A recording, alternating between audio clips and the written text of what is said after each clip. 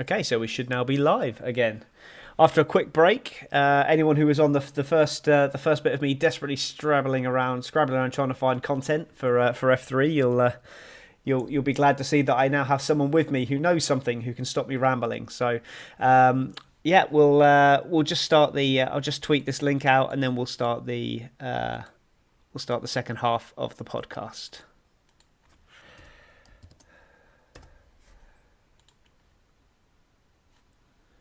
Right, here we go.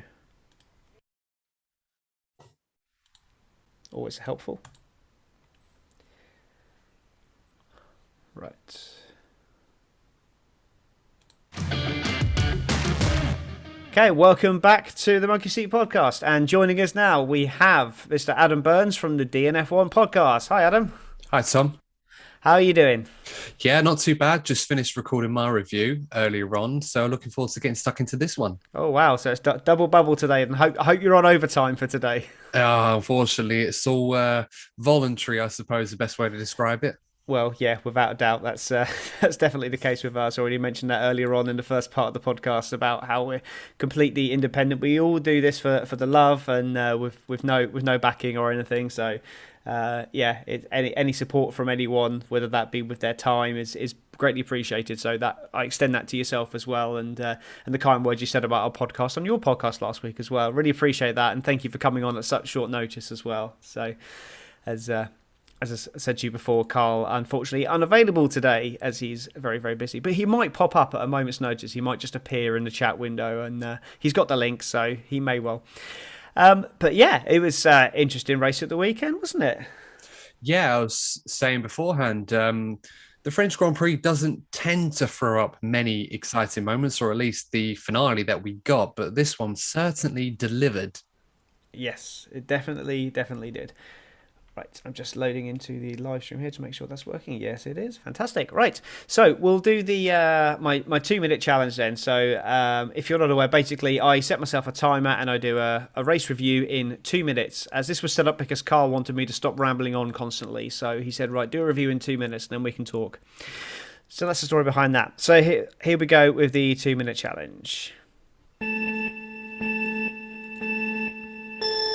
So race 7 of the F1 2021 season started on a green track after a heavy rain shower early in the day. Verstappen got away well with Hamilton pushing him hard into turn 1. A little too hard as it turned out when he got caught out and skidded off track, giving Hamilton an early lead. Further back, Norris lost out, dropping 2 places, and Ricciardo flew ahead of his teammate, gaining 2 places also. The Ferrari started well, maintaining 5th and 7th, and George Russell fell back through the field. He was to redeem himself by the flag though. The track was causing teams headache as a lack of rubber was causing big degradation, and both McLarens mugged the struggling Alonso on track. Charles Leclerc was first to pit on lap 15 for a new set of boots, and the strength of the undercut became very apparent as he jumped several cars in the early stages. Bottas locked up and was complaining about vibrations, so pitted on lap 16, still very early for a one-stopper that all the teams had predicted. Verstappen quickly followed to cover Bottas, and Mercedes, seemingly oblivious to the obvious strength of the undercut, left Hamilton out for another lap, allowing Max to retake the lead. Ricciardo opted to box early to undercut Gasly, which worked beautifully, and Norris left out long to go long as he was treating his tyres like his favourite granny, as Martin Brundle would say. Norris finally pitted from 5th, and the Aston Martins were the only cars starting on hards who seemed to be able to keep the pace and were running 5th and 6th. Yet to stop. Norris started carving his way through the field, passing both Ferraris with ease and calling Gasly an idiot for getting in his way. Verstappen made a second stop over just 14 laps to do a reverse Barcelona strategy, leaving Mercedes with no choice but to leave their drivers out or guarantee losing the race. Perez, who was perfectly in a Mercedes pit window, leapt out of the way of Max Verstappen to allow Verstappen to close up on the silvery, blacky, ready arrow thingies up front. Bottas swore a bit at his engineers for not listening to him and then failed to put up any kind of defence against Verstappen as he passed him with ease with 9 laps to go. The Aston Martins, meanwhile, had pitted, promoting McLaren to 5th and 6th, with the Ferraris falling faster than the odds of a Red Bull win. I'm not going to do it. It was close. Perez continued to close in on Bottas for 3rd with just over a lap to go. Verstappen made the move on Hamilton for the win, and Mercedes completed a hat-trick of stupid strategy calls by not pitting Bottas for the fastest lap despite a 54-second gap to Norris. Nearly there. It's just slightly too many ad-libs in the middle there, I think. So what? So for you then, what was the thing that stood out most to you in the race? What was your moment of the race, Adam? Oh, a moment of the race. Well, I mean, you can't look any further than the penultimate lap of the race where Verstappen won't he get Lewis Hamilton? Was it going to be a reversal of what we saw in Spain? And then eventually, of course, he managed to close up to Lewis when they were both free of traffic and eventually get that move done at the end of the DRS section. Of course, to the eruption that followed from the fans that had obviously seen the race change hands at the dying moments. I mean, it's kind of been the story of the championship and how since Spain, Red Bull and Max Verstappen in particular have gone on an absolute tear, whereas Mercedes have been left asking more and more questions of themselves with every race that's followed. Yeah, it seems like they've those pot shots early in the season where they were saying about Red Bull are making more mistakes than us, which kind of a little bit sour taste in my mouth now, given that they seemed a little bit like a dig, and since then all they've done is seem to be making mistakes, and Red Bull have not made any, and we see a result of that now. We just see in the standings currently. You know, we'll get to the standings later on, but Mercedes 131 points. Sorry, 100. Mercedes 178 points to Red Bull's 215, which is a hell of a turnaround. Yeah, no, absolutely. And I think you pretty much hit the nail on the head there, Tom. After the Spanish Grand Prix, obviously Mercedes very buoyant, obviously with that result, saying Red Bull were making mistakes. And I think a lot of people would agree that as well as Red Bull needing to find another gear, Max in particular, they had to get rid of the mistakes. And since then, they have done very much led from the front. And Mercedes, amazingly, seem to be making more and more mistakes all the time, almost as if perhaps for the first time in this turbo hybrid era, they feel perhaps questioning themselves over whether or not they can win this championship now. Yeah, I mean, I think I've thought for a long time that Red Bull were the favourite for the constructors' championship, even at the start of the season when they were, Mercedes seemed to be getting the rub of the green. The Red Bull just looked like it had the better package overall. So I do think with the drivers they've got, they do look like they're in the box seat for that championship. It's very early on. We're not even a third of the way through the season yet, so it's too early to say. But what did you make of Bottas's performance today? Because he seemed like he was on the pace. He was harrying Hamilton at the start, but in the end, he just seemed to be back to the good old Bottas that we all know and don't love. I mean, how do you rate his race?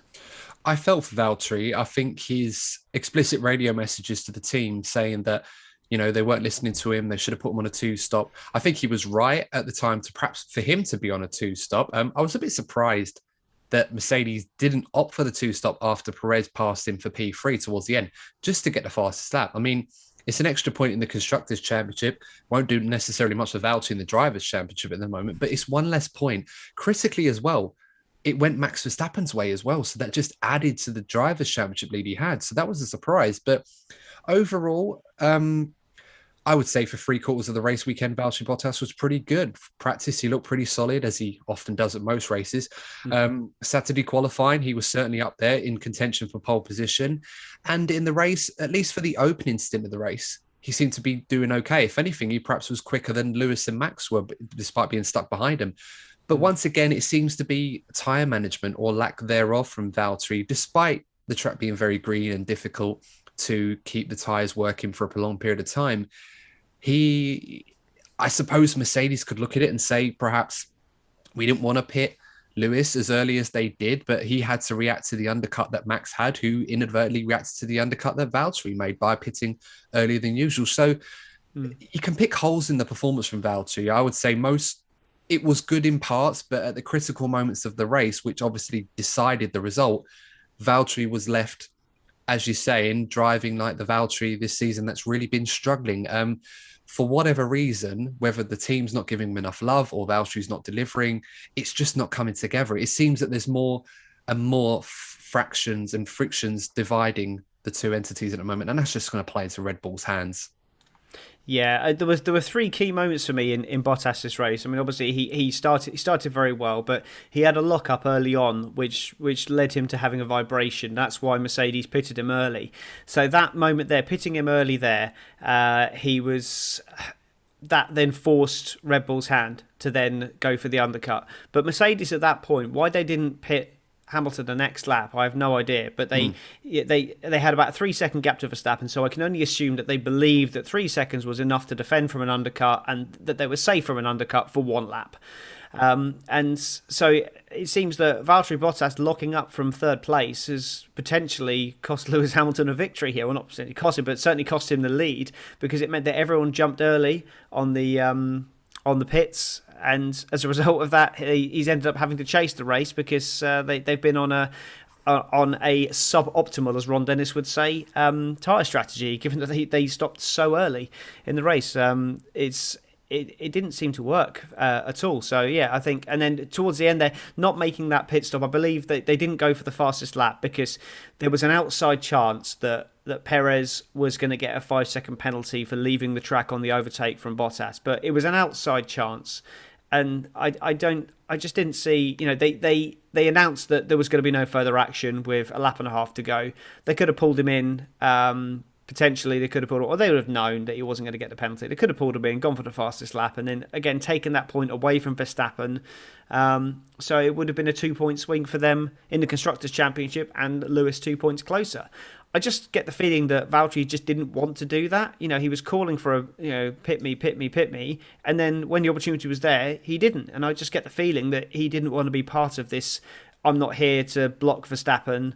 I'm not here to get a fastest lap. And of course, that's the other moment as well, which affected Hamilton's race, is his complete inability to defend from Max Verstappen. So yeah, I agree with you. I think he was solid for a lot of the race, and he was in some ways I nearly predicted him to be the winner of the race. I just had this feeling he was going to bounce back strong as he normally does, but no, he was back to good old Bottas in the last third of the race, which for me was a real shame. Early stages of the race, I thought Sergio Perez was dropping away, but it turns out he was just doing what Perez does. He looks after tyres, and then was probably the only driver to make a one-stop really work well, apart from potentially Lando Norris. But how do you rate Sergio Perez's performance? Very, very good. I talked about him quite highly on my podcast following the Baku Grand Prix. Perhaps I was a little bit too eager to say that they should be offering Perez a new contract following that performance, given how some of the other races have gone for him, where perhaps he's not been as good as he could be. But his stock continues to rise in this team. He's continuing to progress. He's doing all the right things. And I think the way he drove this weekend, qualifying, he was getting closer, still a little bit more to do compared to Max, but I think he's getting there. And, the way he handled his race, as you said, Tom, he made that one-stop work. He was falling away in the opening stint, but of course we realised the reason for that was he seems to have this sixth sense to be able to drive the tyres to how far he feels they need to go to make the strategy work. And ultimately it paid off when he managed to catch Bottas. You could argue that if he had a little bit more time, perhaps another 5 or so laps, he might have caught Lewis as well. I think we've got to put that one down to Lewis being so good on the tyres himself that he managed to at least keep Perez behind him as well. So overall, I think Red Bull will be delighted with Sergio Perez's performance. And I think if they weren't 100% certain that Perez is the right man to partner Verstappen beyond this season, I think this performance will at least put them or make them feel a lot more confident about offering him a longer-term deal in the summer break. Yeah, I completely agree. I don't. It's a complete no-brainer. Who else are they going to put in that car? I mean, the only people you would look at through the field that Red Bull will potentially look at are under long-term contracts, or Pierre Gasly, which for some reason they just don't seem to want to have any interest in Pierre Gasly, which is just seems strange. I know that the rumours were that he upset Adrian Newey by saying something about his cars were different, or very similar to what Yuki Tsunoda was saying. But I just can't fathom where they got this driver on their books who is clearly going to be courted by the big teams. I've heard him mentioned as someone who could potentially replace Lewis Hamilton now that Esteban Ocon is committed to Alpine. So what do you think? I mean, Gasly, his race today, or yesterday rather, he went from 6th to 7th. So on paper, he's lost a position, but still a strong performance in my mind. How do you rate him? Yeah, I mean, Pierre Gasly, if you look at some of the top drivers in Formula One, you've got Lewis Hamilton, Max Verstappen, Charles Leclerc, obviously another one as well of late. And then you've got your Daniel Ricciardo's, Carlos Sainz, those drivers, and Lando Norris as well this season. Pierre Gasly's up in that second group. He definitely belongs in Formula One. He deserves an opportunity, or at least another one, to perform in the top team. My only concern as you've already mentioned, owing to the ties at Red Bull being all but severed by the sounds of it, is that there isn't really a seat available for him. We've got Mm. Esteban Ocon, who signed a new multi-year deal with Alpine. We've got other drivers in other teams like Aston Martin tied down to long-term deals. There isn't really a seat for him to go to outside of where he already is. Now, I think if it was up to AlphaTauri, he'd be in that seat for at least a few more years, or at least until a time comes where he could find himself in a top team. But it's not up to AlphaTauri. It's up to Red Bull, and Red Bull are not going to promote him, especially now with the lineup that they look like they're going to have for at least a few more years now, with Perez doing a good job and Liam Lawson doing very well in the junior categories this season. Incidentally, won his debut DTM race this weekend, which Alex Albon also competed in, who again is another factor in this equation. So, as much as I'd like to say that he could end up in a top seat in the future, I feel like he's a driver that everyone is keeping tabs on, but there just isn't really a seat available for him, Tom. So unless AlphaTauri are able to waive us some sort of agreement to keep him for another year or so, I really do worry for Gasly's future, because it'd be a devastating shame to lose him from the grid, but there just isn't the room. Yeah, I can't see him being dropped from Formula One altogether. I think he would be the staple in AlphaTauri if he may end up just being the guy in AlphaTauri that Red Bull used to measure their new young drivers against. For me, you would back them to lose Tsunoda over Gasly. Certainly on Gasly's performances over the last 18 months, and Tsunoda another poor result at the weekend. But I mean, Tsunoda obviously he's got potential for the future. Another driver that may have just come into Formula One a little bit too early under the Red Bull program, and now is under pressure. Everyone was on that Yuki Tsunoda hype train after the first race and saying how amazing he was going to be and loved how he talked. And then, sure enough, one or two races later, they're criticising him, saying that he's being rude to the team and criticising how he talks on the radio. And it just, poor lad can't take a break, can't catch a break really. Everyone loves him in the first race and they seem to hate him in the second race. So it's another poor weekend for him. He looked good at the start of the race, gained a few places, but just didn't seem to be able to get the tyres to work over a long period, and wasn't able to make that, often that fortuitous situation where if you do a pit lane start, you have freedom of strategy and you can make something work. We've seen people start from the pit lane and get on the podium before because they're able to do a contrary strategy to everyone else. He just didn't seem to have, no matter what he did, he just didn't seem to be able to break out of those bottom sort of 12, 13 places. How do you, what was your thoughts on Yuki? I mean, I'm a big fan of Yuki Tsunoda from his F2 days. I felt for a while that if the season had gone on a bit longer, he could have been in serious contention to challenge Callum Ilott or Mick Schumacher for the championship. I think he was that good. He had very bad luck, didn't he? Yeah, exactly. Very bad fortunes. The start of the season, particularly pre-season testing, he certainly raised a lot of eyebrows. Very impressive. And I still feel that he will eventually get on top of these early rusty demons, if you like, that all rookies seem to have. You either have them or you don't. Over time, I think it will get easier for him. I think he'll calm down a bit. I mean, we do seem to pay attention a lot to the explicit radio messages that he puts out. But I feel like, when he's a bit more experienced, a bit more level-headed in this sport, that will sort of die down a bit, and he'll be able to channel that energy a bit more positively into his driving.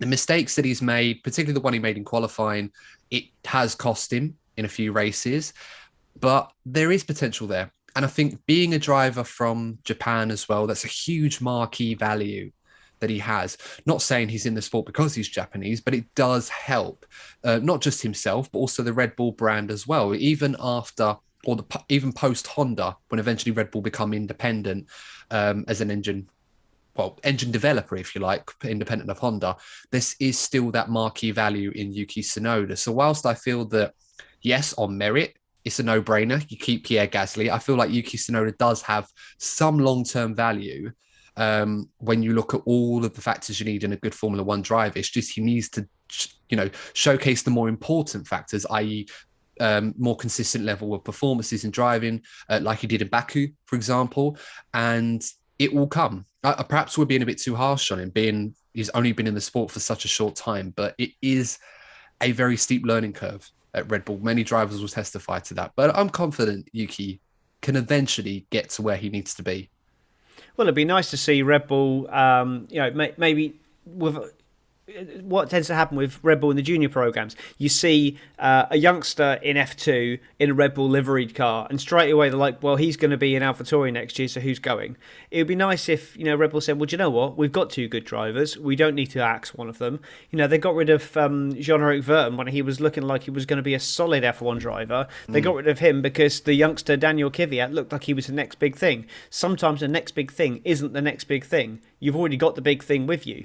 And when we lost Jean-Eric Vergne to Formula E, and he's never going to come back, and he's a phenomenal driver. He would definitely be able to do a job in Formula One, but we're not going to get him back because Formula E have got him now. So it's I would like to see that combination grow over time, maybe even over a couple of seasons, 3 or 4 seasons together. What happened to the days when you had like David Coulthard and Mika Hakkinen together for 8 years at McLaren or however many years it was? And you don't really see those long partnerships anymore, and it's a real shame because then you get the drivers they learn to work together, and if it's the right dynamic between the drivers, it can be a very good environment for the team. I think potentially the one with the Mercedes at the moment is not that way anymore, because it's I think it's starting to get to the point now where Valtteri's just, he's not really offering what the team need him to do anymore. So that's a different situation altogether. But moving on to another driver that was definitely struggling at the start of the season, but has now seemed to be turning it round. We look at the everyone's favourite Aussie, Daniel Ricciardo. A great race. He's going to be disappointed. He finished behind his teammate after he made such a great overtake on him and was definitely pushing ahead of him at the start of the race, but perhaps a slightly favourable strategy from Norris, and but a perfect best of the rest 5-6 performance from McLaren.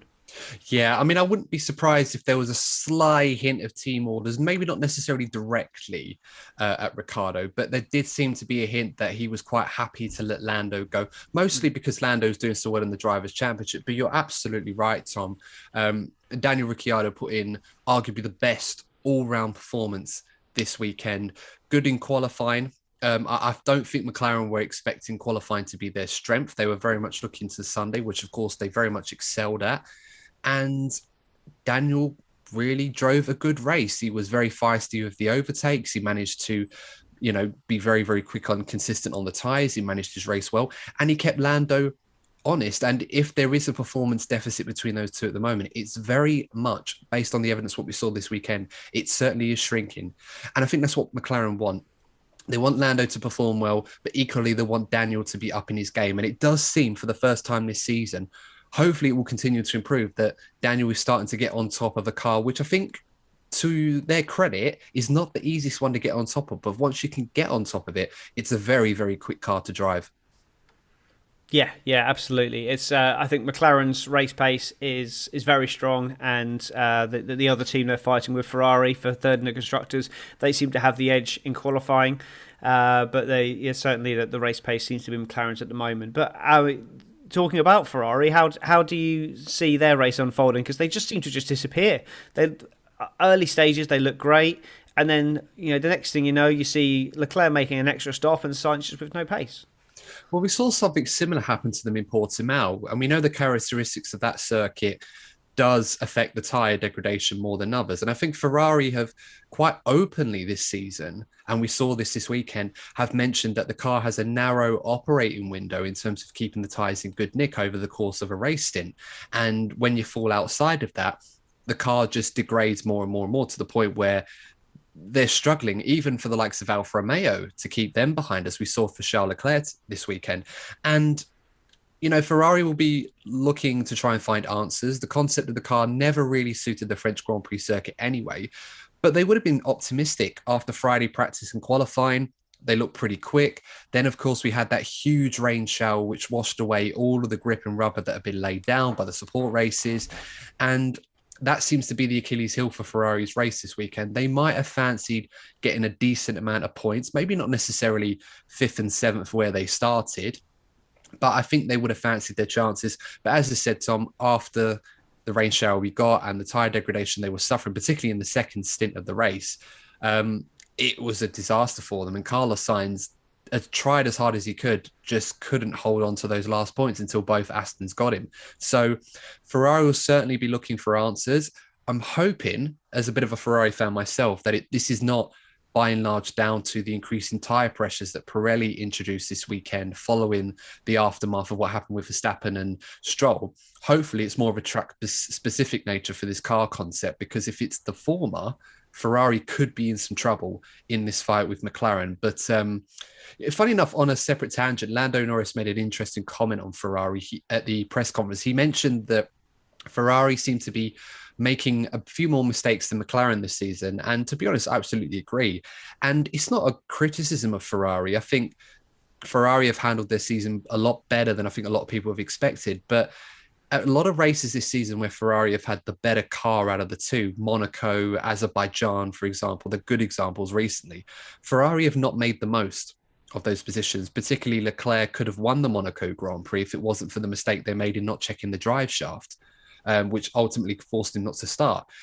But for McLaren, where Ferrari have been weak, McLaren have put in a performance like this did this weekend, where they maximised their advantage.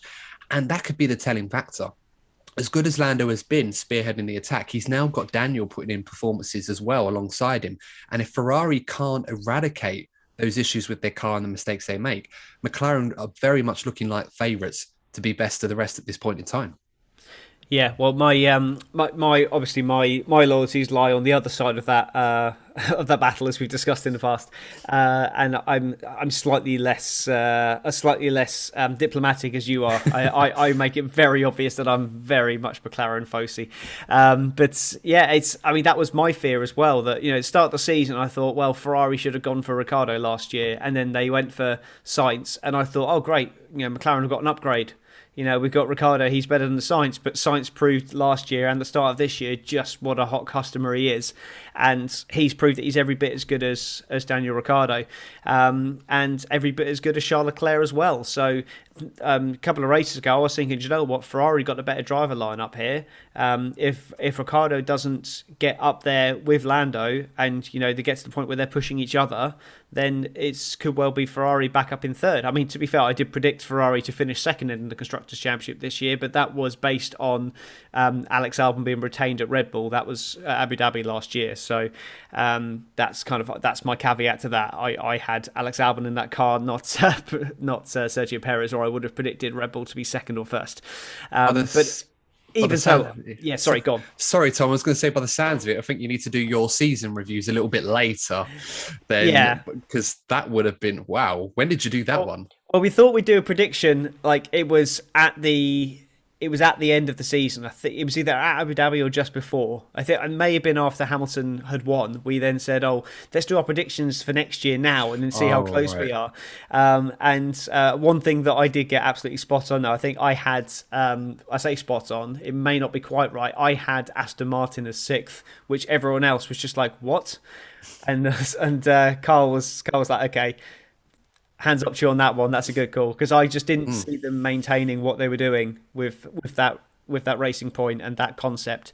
And we may as well talk about them now, actually. But they, a slow start to the season, and they seem to have finally picked up the pace, and now they seem to be getting their double points finishes. But as usual, it's Lance Stroll getting the tail end points, and a slightly less box office result for Seb Vettel this time round, but a decent haul in the end. Still way clear of his teammate, 10-12 seconds up the road.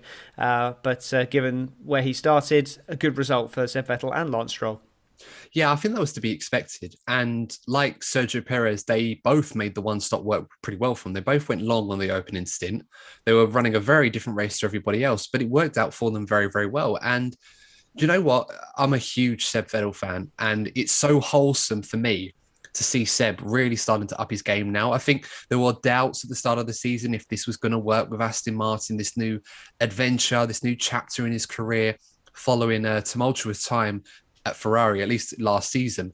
And, his form has been very, very good. He's got up to speed with everything. He's managed to claw back that deficit that he had owing to the lack of running that he had in testing. He was I think he ran fewer laps than anybody else in that Bahrain test. And since then, he's driven a lot better. His performances haven't really merited the results that he got in terms of he was driving better than the positions were saying he was.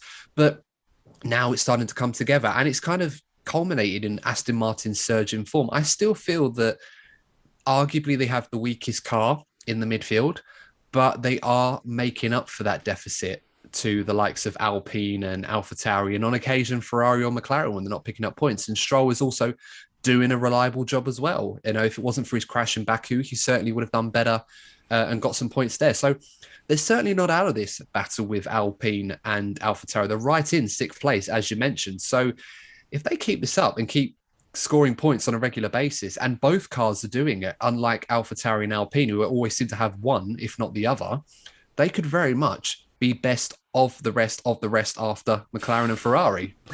Yeah, I mean, they're 5 points behind AlphaTauri, which, given how strong the AlphaTauri car looked at the start of the season, you'd be shocked to see that, with Pierre Gasly seemingly getting these box office results and really pushing that team forward. But then, you know, you look at the standings there; they got 45 points. Aston Martin have now got 40, and that's obviously a lot of that's due to Seb's performance in Baku.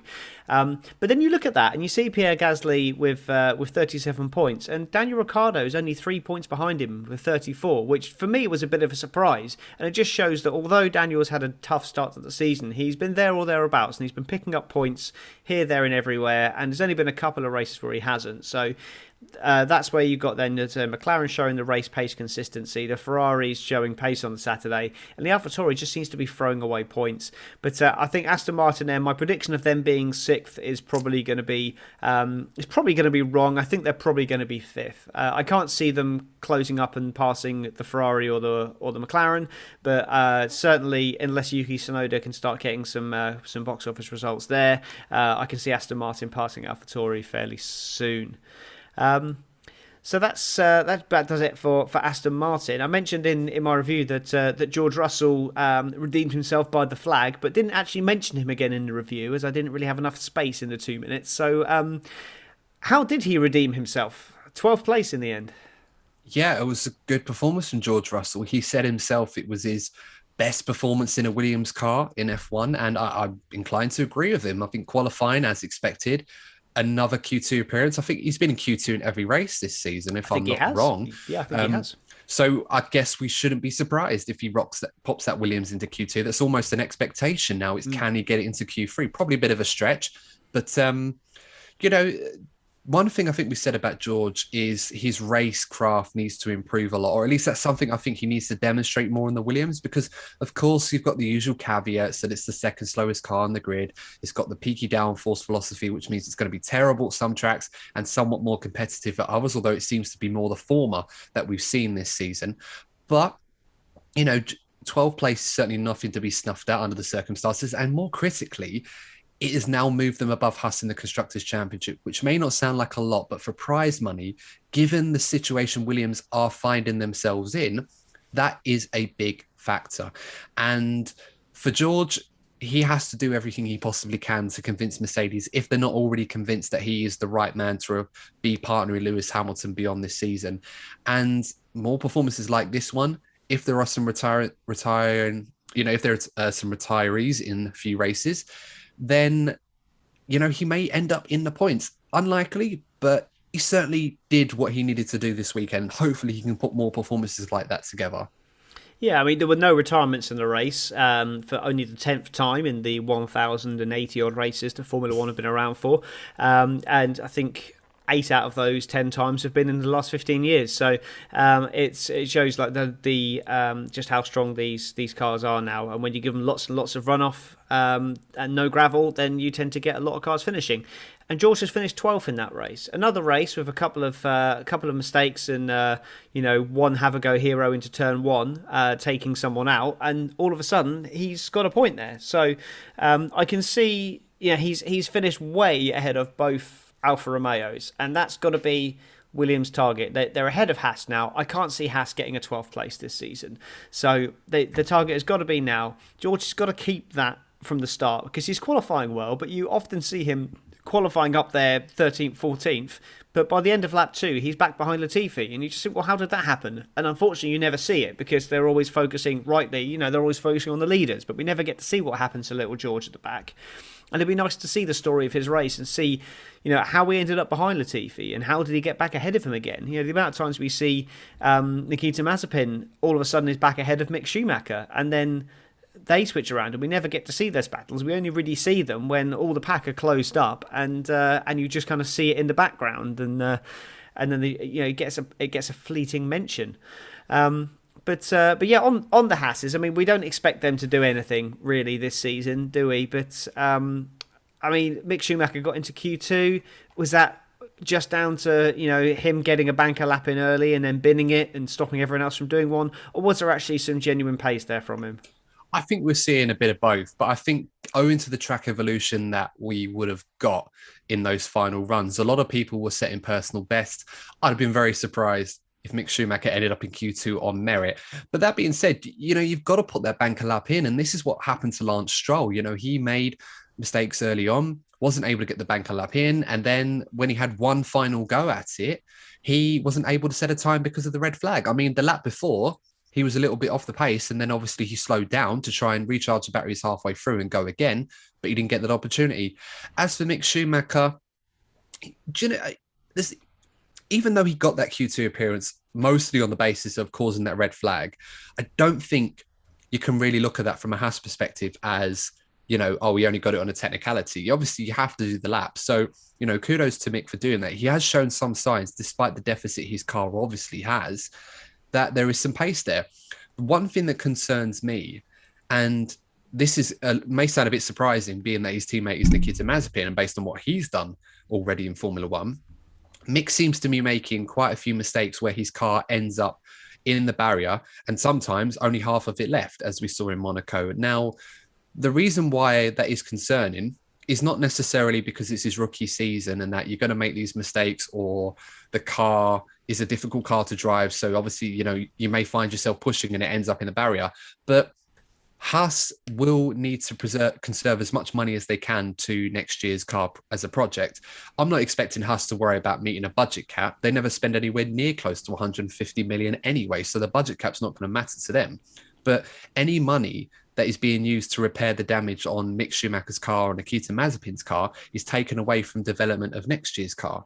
So for Mick Schumacher, in order the next step of his development, in my opinion, he's shown he's quick, he's shown he's consistent, he's easily got the beating of his teammate, and he just needs to make sure that he keeps driving clean performances, less spins in practice, less crashes, particularly in qualifying when he's pushing. If he can do that, it will go a long way to other teams noticing him a lot more and perhaps give him more opportunity in the future, because the talent's there. He's obviously got the backing owing to his name as well. That's always going to be a factor, whether he likes to admit it or not. But he just needs to keep the car out the barriers and just showcase more of the positives in Mick Schumacher. Yeah, I agree. And as well, it's everyone's person that we love to hate the most at the back there, Nikita Mazepin. We've got to come a time and say, yeah, okay, look, the guy's slow, but you take out his lap 1 turn 4 crash, he's finished every race, and there's not many people that have done that. There's most people have. He's now on a 6 race finishing streak, and there's only probably 7 or 8 other drivers on the track that have got that kind of record for this season. So you've got to say, yes, he's slow. Yes, we don't like him for obvious reasons. Yes, he gets in the way of people, and but he's getting the job done on track that Haas need him to do. And Schumacher having that little turn of speed over his teammate, it's costing them millions at the moment in repair bills, like you say. So which driver are Haas going to be more happy with? It sounds shocking to say, but they might even be happier with Nikita Mazepin over Mick Schumacher, given to the repair bill that he's not been giving them, and that 13th place that he got has now been wiped out by George, so that now becomes irrelevant. It's unlikely they're going to get an 11th or multiple 12th. So last place in the Constructors' Championship looks pretty solid now. But I mean, where do you see Mick Schumacher's future line? Do you see him ever getting away from that Haas team? Well, we know obviously Mazepin's there for as long as Dimitri Mazepin's there, but can you see Mick maybe moving to another team besides Ferrari, or is he just going to do whatever Ferrari tell him to do? It's interesting because for a long time last year, we all thought Mick was going to end up in the Alfa Romeo. And anyone that saw Drive to Survive as an example of how this all transpired will know that Haas stepped in very quickly to secure the services of Mick Schumacher to help them attract German sponsorship. Now, whether Alfa Romeo are really fighting to keep Mick or not is a different thing. But it does seem that Mick Schumacher, as well as I said, the pedigree of his family's history in the sport and the talent that he obviously does have, winning F2 and F3 championships, it does seem that this connection to Ferrari is a huge factor as well, not just for him, but also for Haas as well. The technical partnership seems to be growing between the two. There's obviously a base now at Maranello to work on the Haas cars for the future, which is obviously an important factor. So I suppose it depends really on what Haas achieve in this next phase of Formula One in 2022, where that car is going to be next season. And there's a lot of confidence from everyone involved that Haas will at least return to the midfield as they were when they joined the sport in 2015. Now, or 2016, I should say. But, all that aside, I think Mick's future at the moment lies with Haas, at least for the next year or so. Beyond that, Ferrari seems a bit of a stretch at this point in time. I mean, the ultimate dream will be obviously to have a Schumacher back in a Ferrari. But given the options Ferrari have at the moment with Carlos Sainz, Charles Leclerc, two very young drivers who are doing very good things at the moment, Mick has got to go some way in his development to make that happen, unless one of them leaves unexpectedly, which of course could happen depending on what Ferrari do. So right now, I would say his immediate future will probably be at Haas for the next couple of years. But I certainly wouldn't rule out a move outside of Ferrari's remit. But I don't think he'll completely move out of Ferrari's grasp. I always feel like that's going to be there for him as an option. But it will be up to him to demonstrate that he's good enough to take that option if and when it becomes available to him. Yes, could be like a similar to an Esteban Ocon situation with Mercedes, where although he was, not in F1 and then he was on loan at Renault for 2 years, it seemed like he still had these very strong ties to Mercedes, which have now seemingly been cut with him signing a 3-year deal at Alpine, which. On the back of that, we thought, Ocon's got to push on now. But he seems to have been comprehensively beaten by Fernando Alonso this weekend, at a time where at one point Esteban Ocon was calling for Alonso to get out of his way. And it just didn't seem to work in the end. Fernando Alonso 8th, Esteban Ocon 14th. I mean, how did that even happen? I mean, it was a difficult weekend for Ocon in his home race. Post the euphoria and the adulation he obviously got, and thoroughly deserved as well, for signing that multi-year deal with Alpine. It was just a difficult weekend for him. For whatever reason, he just couldn't get it together. The qualifying pace was not there, despite practice showing that he was certainly up there, at least with his teammate. But Alonso got it all together and put in arguably the best performance of the season for Fernando since he's returned to the sport. And Ocon, by contrast, just couldn't get it together, just struggled more than most. And I suppose it's just going to be one of them weekends, hopefully, for Ocon, where he just says, you know what, just work my weekend, move on to the next one. Yeah. Okay. So that covers all the teams there. Looking at the standings, we've got obviously Max Verstappen leads the Drivers' Championship.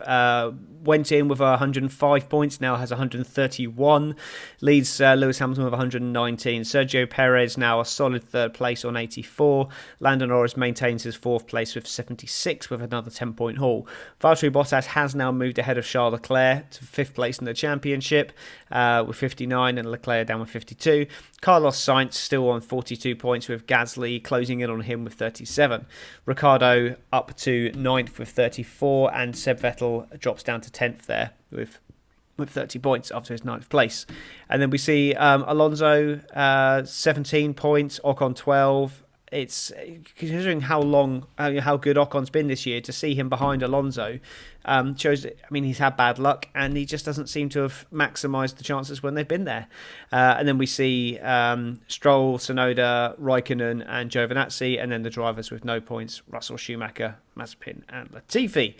We've already said about Red Bull leading the Constructors' Championship over Mercedes, 215 to 178. McLaren now back ahead of Ferrari. I'm sorry, Adam. 110 points to 94. AlphaTauri 45. Aston Martin 40. Alpine Renault 29. Alfa Romeo 2. Too many Alphas in this blooming grid. And then Williams now back ahead of Haas, still with 0 points. So if we look then at the predictions, I know you weren't involved in this, so if you just bear with me on that. Carl had a decent run, his best weekend so far. He did pick Hamilton for the win, which was obviously 0 points. And then fastest lap was Verstappen, so he got that right. And he had more faith than me. He had Lando Norris was our random driver. He predicted him 5th, so he got a point for that. And he had George Russell's first retirement. And obviously there were no retirements, so that's that. So just the 2 points for Carl. Myself, I had Verstappen for the win.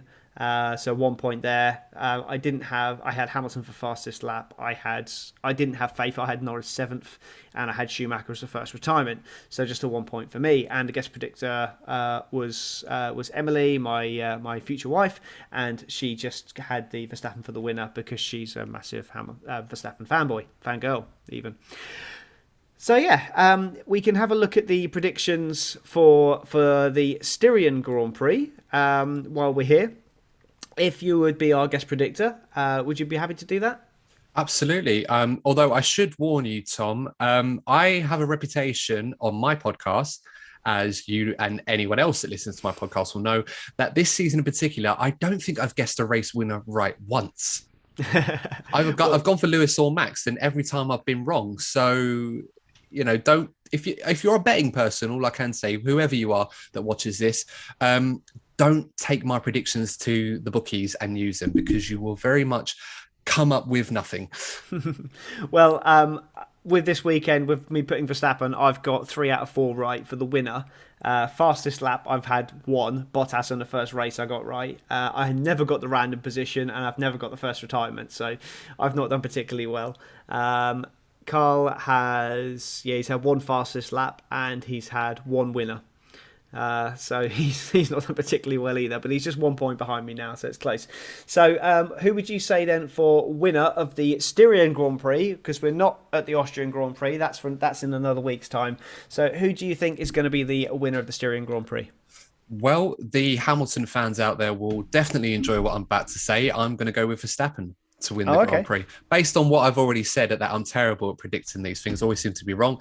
But excellent. I see what you did there. Based on the merits of, and I'm not doing this to pander to the Lewis Hamilton fans, I do genuinely try with these predictions. But I just think what Red Bull are doing with their car, there seems to be more options available to them where they can change as the return of the cat. Yep. It wasn't. Yeah, he's being particularly fussy right now, and he's back again. Yeah, I missed him. I was hoping to expect an appearance from him, but yeah, Red Bull seems to have so many more options they can do with the car. Whether they want to trim some downforce, particularly at the rear, to increase straight line speed. We saw that again at the French Grand Prix, as we did in Baku, and I think they're going to do the same thing again, particularly that long straight going up to turn 3, and of course in turn 4, to mitigate Mercedes any advantage they may have. So I'm going to go with Max. He's in red hot form. Could have been 3 in a row, but certainly looking very, very strong at the moment. Sure. So I'm gonna go with the Hamilton victory, just because I think that I think Mercedes will have a return to form. They bounce back strongly. I know this is supposed to be a bounce back from Azerbaijan, but I think they will bounce back stronger. And I think we're probably looking at potential Mercedes 1-2 there. I'm going to go for a Bottas for fastest lap because I think he's probably going to be sitting in 4th place behind Verstappen and Perez. So Bottas fastest lap. Who do you think for fastest lap? Oh, that's going to be a hard one. I don't think it's going to be Bottas, purely because I don't think he's going to be comfortable in 4th place. It's a short lap, as we all know, round there, so there's not too much margin to make up ground. But I am going to go with a Hamilton fastest lap. I think it's going to be one of those where he'll push early on with a new set of tyres trying to undercut Verstappen, and will get his fastest lap through that. Okay, so you're going for double ham. Fantastic.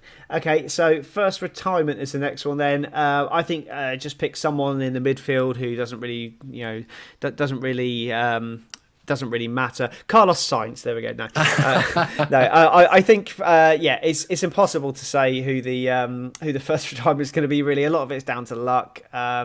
I just get bored of saying Tsunoda or Mazepin, so I'm going to go with Carlos Sainz just because it's someone who I think will probably be kind of in that pinch point where you've got the fast drivers who are slightly out of position coming through, and he's probably going to get pinched somewhere in there. There's no science behind that. It's just a guess. So Carlos Sainz for me. What about yourself? Yeah, I'm with you in where it's going to happen in either turn one, turn two, or turn three. One of those, or not turn two. Obviously, it's a straight mostly. But yeah, Yeah, turn one or turn three. Someone's going to get caught under braking. They're going to go into someone. Strangely enough, at Styria last year, both Ferraris ended up taking each other out. that Owing was to in my thoughts as well. Leclerc being a little bit overzealous and ended up into the back of Seb's the rear of his Ferrari. Yeah. But no, do you know what? I was singing his praises earlier, and I think he will come good. But I think this could be another race where Yuki Tsunoda may get caught up in an incident, or perhaps be a bit late on the brakes and end up causing himself to retire at turn one. As I said, same logic as you, Tom. A literal guess, someone in that midfield, and I think it might be Yuki Tsunoda. Yeah. Strong guess, definitely. Right, this comes the fun part where I'm going to do a little wheel of names. Hopefully you should see that on your screen now, so the YouTube should see it as well. Can you see that?